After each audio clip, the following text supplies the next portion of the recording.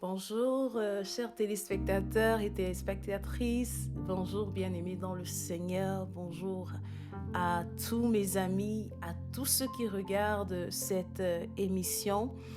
Bienvenue sur la plateforme Throne Room, la salle du trône. Throne Room est une plateforme où les gens sont dirigés, où les gens sont conduits à rencontrer la gloire de Dieu. Vous savez, ce qui fait la différence dans une vie, c'est la gloire de Dieu. Parce que lorsque cette gloire est envoyée sur nous, lorsque cette gloire nous éclaire, elle nous transforme. Nous sommes transformés en la même image alors que nous la contemplons. Et ce Throne Room est cette plateforme qui va donc vous faire expérimenter la gloire de Dieu, la même gloire que Ézéchiel a expérimentée lorsqu'il s'est retrouvé dans la salle du trône.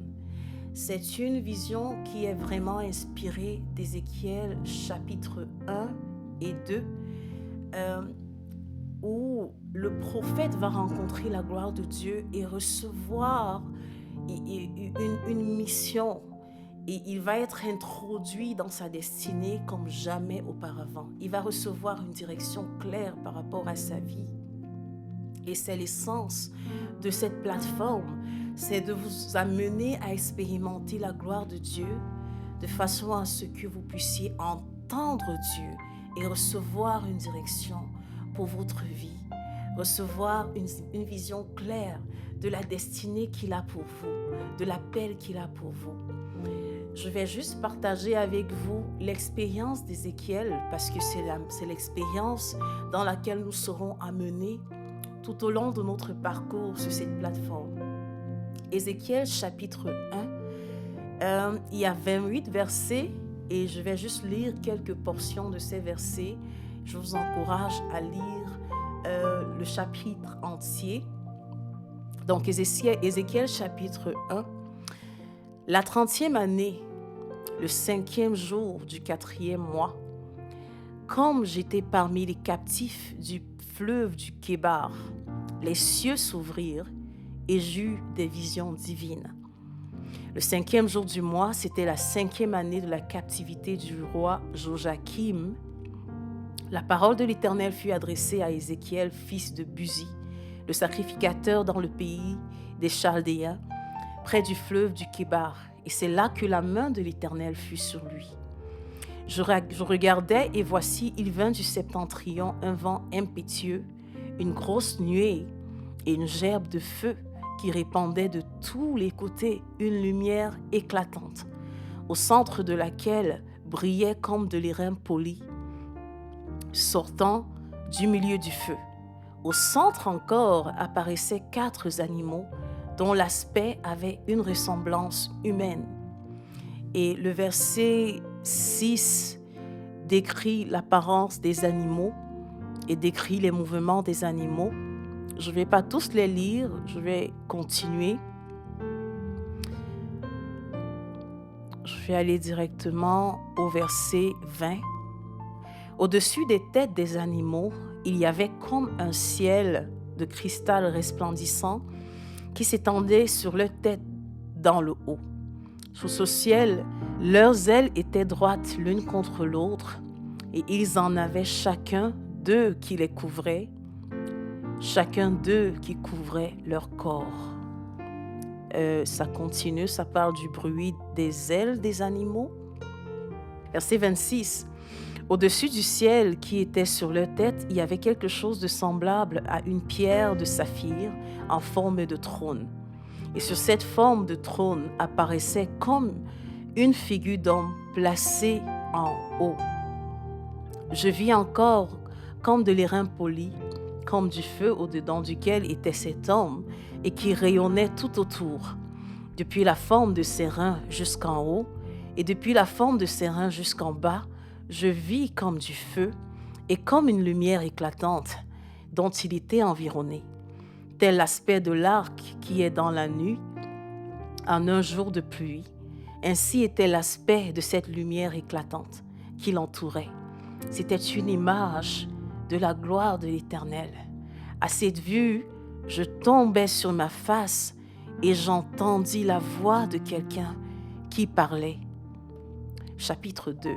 Il me dit, « Fils de l'homme, tiens-toi sur tes pieds et je te parlerai. » Dès qu'il m'eut adressé ces mots, l'Esprit entra en moi et me fit tenir sur mes pieds, et j'entendis celui qui me parlait. Il me dit, « Fils de l'homme, je t'envoie vers les enfants d'Israël, vers ces peuples rebelles qui se sont révoltés contre moi. Eux et leurs pères ont péché contre moi jusqu'au jour même où nous sommes. » Et il continue, le verset 6, « Et toi, fils de l'homme, ne les crains pas. » Il continue, le verset 7, « Tu leur diras mes paroles, qu'ils écoutent ou qu'ils n'écoutent pas, car ce sont des rebelles. Et toi, fils de l'homme, écoute ce que je vais te dire. Ne sois pas rebelle comme cette famille de rebelles. Ouvre ta bouche et mange ce que je te donnerai. » Et ça continue. En fait, dans la suite de ces versets, la fin du chapitre 2, puis du chapitre 3, Dieu donne une mission à Ézéchiel et il dit, « Fils de l'homme, je t'envoie. » Donc, Ézéchiel rencontre la gloire de Dieu. Quand il rencontre la gloire de Dieu, il tombe sur sa face. Et ensuite, il entend la voix de Dieu. Et lorsqu'il entend la voix de Dieu, Dieu lui dit, « Mets-toi sur tes pieds, je vais te parler. » Et l'Esprit entre en lui, le met sur ses pieds, et il est capable d'écouter les paroles de l'Éternel. Et le Seigneur lui dit, « Je t'envoie. Je t'envoie. » Ces versets viennent de résumer en fait l'essence de cette plateforme. Ceci est une plateforme où vous rencontrez la gloire de Dieu. Vous êtes conduit à rencontrer la gloire de Dieu. Et lorsque vous rencontrerez cette gloire, elle vous fera tomber sur vos genoux. Et vous serez fortifié par l'Esprit de Dieu. Et lorsque vous serez fortifié par l'Esprit de Dieu, vous pourriez entendre la voix de Dieu.